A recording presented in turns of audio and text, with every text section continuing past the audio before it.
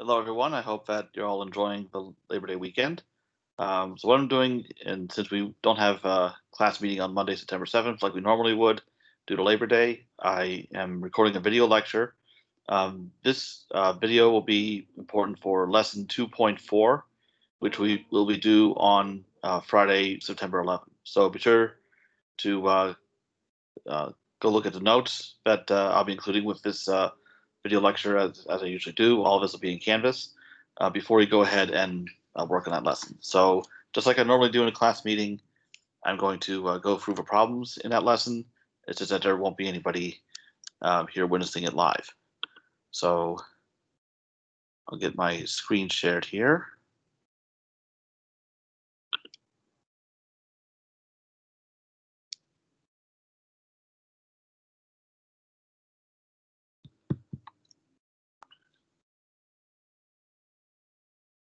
That did not seem to work. Let me try again.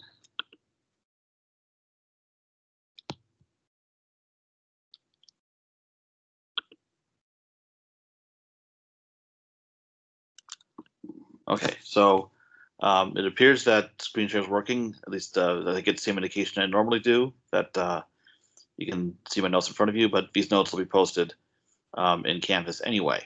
So since this is essentially a business calculus class, pretty much all of you are, or the vast majority of you are getting degrees in the College of Business. We have some business applications here. So this lesson is about marginal analysis. So we'll learn about certain quantities such as marginal cost or marginal profit and how we compute them from the information that we're given. And then when you see a problem that requires you to compute a marginal version of something, such as cost or profit, that's code for taking a derivative. So if you're given a function for cost, like we are in this first problem here, it asks for marginal cost. That just means you're going to take the derivative of the cost. So that's the definition of marginal cost. It's just the derivative of cost. So how we take the derivative of this is no different than what you saw last time. Using the fact that derivative of a constant is 0. Here we have a coefficient rule. Here we use a power rule. So I'll just show you that. So we get 0 from the first term. For second term, the coefficient rule, we just drop the x. And then here we have minus 0.7. We bring the 2 down, apply the power rule. And then when we simplify all of this, we get 6 minus 1.4 times x to the first, which is just x. So that's what we have in that case. So an interpretation of marginal cost, and I'll go ahead and write that in here,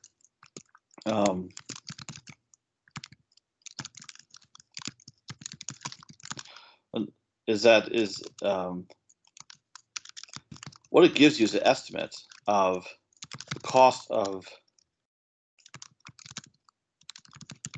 producing one additional unit. So if x is the number of units being produced, which will be the meaning of a variable for a function such as cost or revenue or profit, since a derivative is a rate of change, it's how much the cost is going to change with respect to the number of units. So change in cost divided by change in units. So it gives you an idea of if you've produced X units so far, if you're going to go from X units to X plus 1, how much will that additional unit production cost? Now, where you may have seen the term marginal in terms of additional expense is with regard to income tax rates. So when it comes to income tax, we have all these tax brackets. So for example, if you are in, let's say, the 22% income tax bracket based on the amount of income that you have, that does not mean that all of your income is taxed at 22%. because part of your income is not taxed at all. Another portion of your income is taxed at lower rates. But let's suppose you get a raise, and you want to get an idea of how much of that raise will be taken in taxes. Then your marginal tax rate that corresponds to the bracket that you're in um, will answer that question. So, like I said, if you're in a 22% tax bracket and then you get a raise, then that raise will be taxed at 22%, unless it brings you into another tax bracket, like a higher bracket, in which case a little bit more would be taken. Um, so whenever you see marginal like that, that's the interpretation of what's happening from this little bit extra in whatever sense. So in that case, you're getting extra income. How much will it be taxed? So that's what marginal tax rate means. Here, of marginal cost, it's how much will one more unit cost to produce. Okay.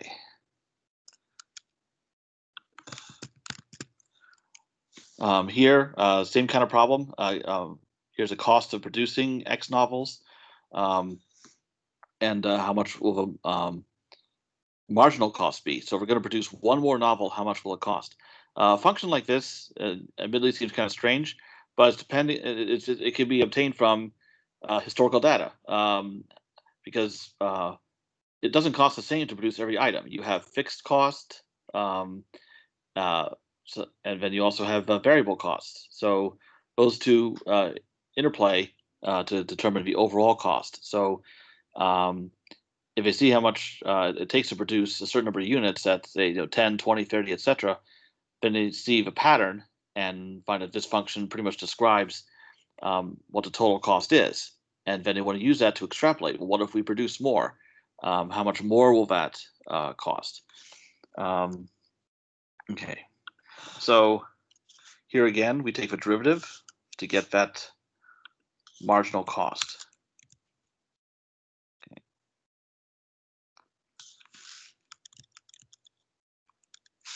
Okay.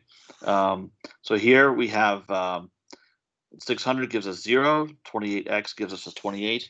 In these last two terms, we use the power rule. Let's see, I think there's definitely a typo here somewhere.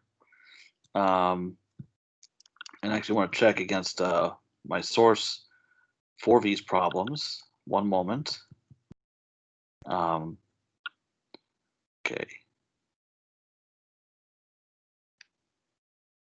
Okay, yeah.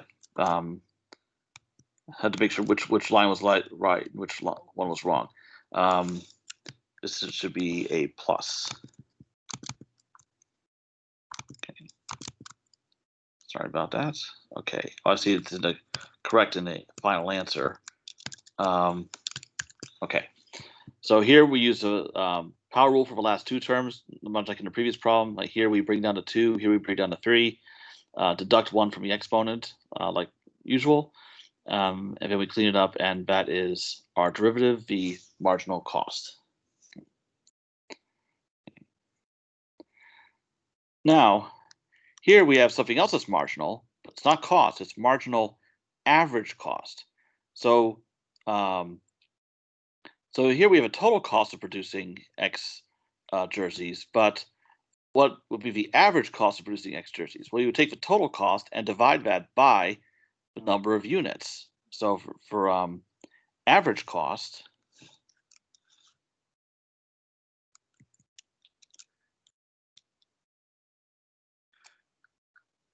this is the notation for average cost. It is, so C refers to cost. C with a bar over it is average cost. So the bar is often used to denote the average of something. So here we just take the cost and divide it by X. So if we see what that is with this cost function, so we take our cost function and we divide it by X. Now, what we do is to simplify this as much as we can, we break this up into separate fractions, like so. So we split up the numerator, and then each term can be simplified. We're subtracting the exponents. So we have x to the first over x to the first, so it's x to the 1 minus 1, which is 0. Here we have x squared divided by x, which is x. Similarly, subtracting the exponents, 2 minus 1 would be 1. So that is the average cost function. So what we see is that on the one hand, as x increases, as you produce more units, this part of a cost is increasing, but this part of a cost is decreasing. This would come from, for example, fixed cost, like facilities. So as you produce more and more units, that fixed cost is divided by more units. So the influence of fixed cost on your production, on each unit's production, is getting less and less the more units you produce. So now it's marginal average cost that is required. So we take the derivative of the average cost.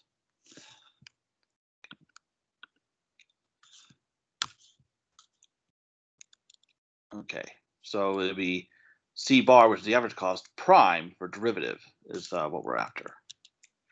Now, to take a derivative of this, we need to rewrite it a little bit. This part here, 1600 over x.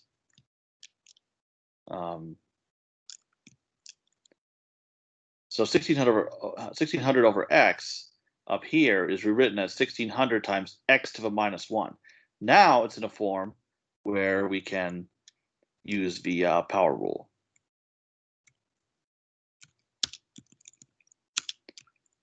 Okay.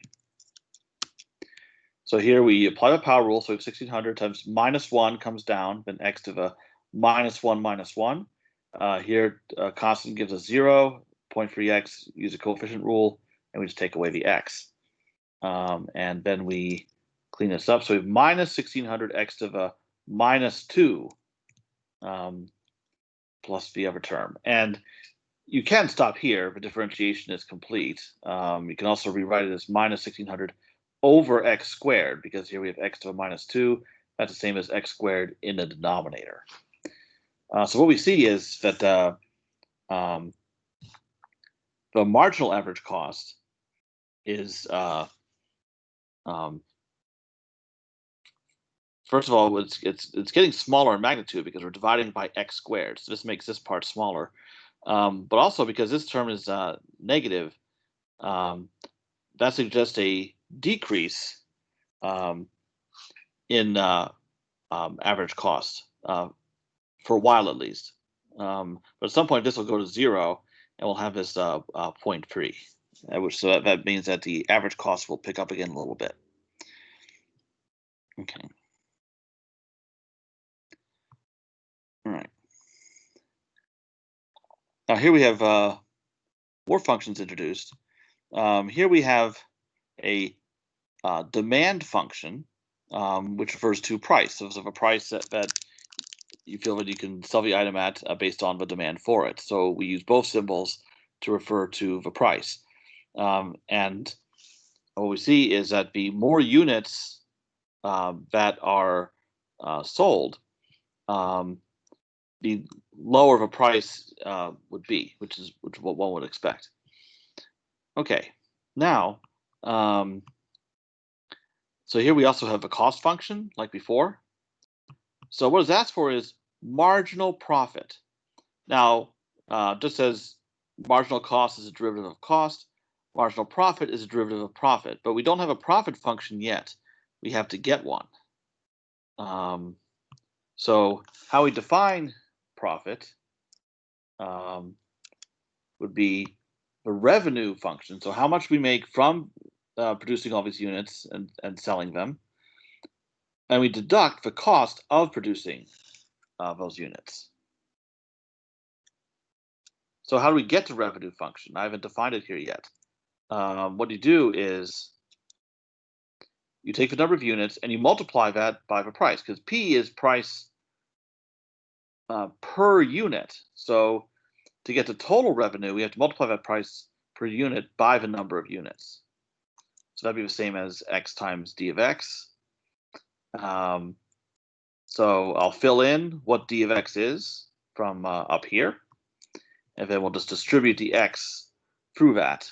So that is the total revenue that we're getting. So notice here, as x increases, the revenue increases as you would hope for, but there comes a point at which this term will get large enough that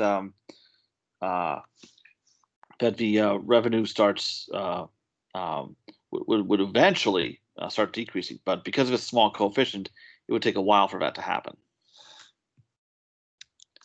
Okay, so now that we have a revenue, we can deduct the cost from it and get a profit function.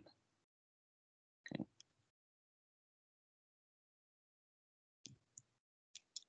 All right, so profit is revenue minus cost. So now we fill in what the revenue function is down here, and then the cost function gets filled in down here. So now we have to, notice I put these in parentheses. Again, parentheses are your friend. Put everything in parentheses. So that way you don't make a mistake when you have this minus that has to be distributed through these parentheses. So I go ahead and do that. So now every term is a minus here from these three terms. And now we combine like terms. So the second and third term can be combined. The first term and the fourth term can also be combined. Okay.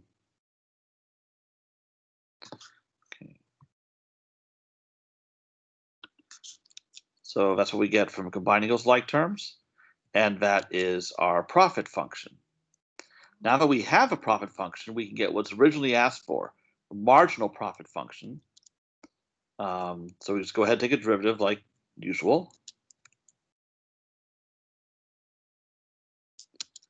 By applying a power rule where needed, or a coefficient rule. And then we go ahead and clean that up. And that is the marginal profit. Okay. Next problem, it's the same thing. But we're after marginal profit. So here is our demand function or price. Here's our cost function. Okay. So I'm going to put this on a new page. Okay. So first we need, so to define profit, we need revenue and cost, and we don't have revenue yet. So we get the revenue function by multiplying a price by X. Okay, so the demand function or price is filled in, and we distribute, and there is our revenue function. Then we have our profit function, revenue minus cost. So we fill in the revenue function here, cost function here. Don't forget parentheses. So we have minus to be distributed through here. Combine the like terms, this one and this one, and then this one and this one. And that is our profit function. And now we can take the derivative of that, which is the marginal profit. So here we apply the power rule to this term, coefficient rule to this term, and then here we get 0 from the last term. Clean up, and that is the marginal profit in this case.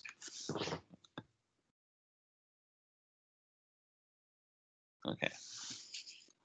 Almost the same problem here. We are again getting marginal profit. The difference is once we have a marginal profit, here we're producing blenders. So X refers to the number of blenders.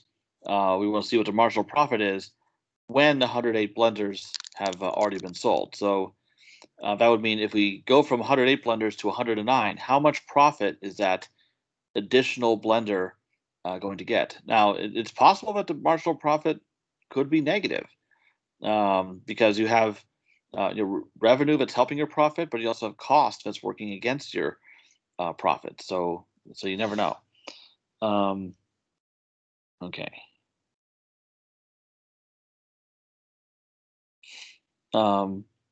So once again, we need the revenue function to figure into profit. So we take our price or demand function multiplied by X and work that out. So that is our revenue. And now we can deduct the cost from that to get our profit function. So here we fill in our revenue function here, cost function here, again in parentheses, distribute to minus, combine to like terms. All right, so that is the profit, and now we take the derivative of the profit function. So here we have a power rule again. Here we have a coefficient rule. Once we clean everything up, that is our marginal profit. But now we want the marginal profit when we fill in x equals 108 blenders. So all that means is we take 108 and substitute that in for x right here. So we go ahead and fill that in for x and then work everything out. So so it's expected that approximately $55 is going to be made extra profit. So on top of a profit you made from a first 108 blenders, producing one more will get you that much more. Now what's interesting is what is the price of that blender? So here we have so let's say we're going to produce 109 blenders. So we fill in x equals 109 right here. So we fill in x is 109. So 0.01 times that would be 1.09. So we work this out, and you get $70 and 49 cents. So sorry, that's wrong. Out of my head, said the wrong thing. My numbers got jumbled up. $70.41 is the profit in this case.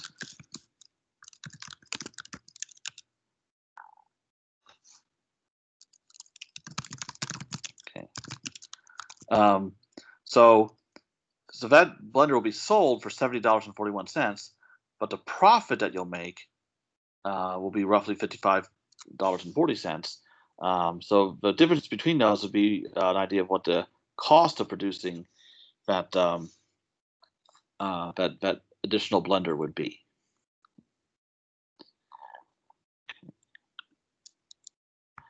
All right, and I've worked through all the problems there. So best of luck with this lesson, and I hope you, by the time you watch this, that you will have enjoyed your long weekend, but also done so responsibly.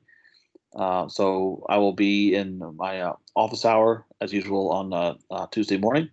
Then our next regular class meeting will be on Thursday, September 10th.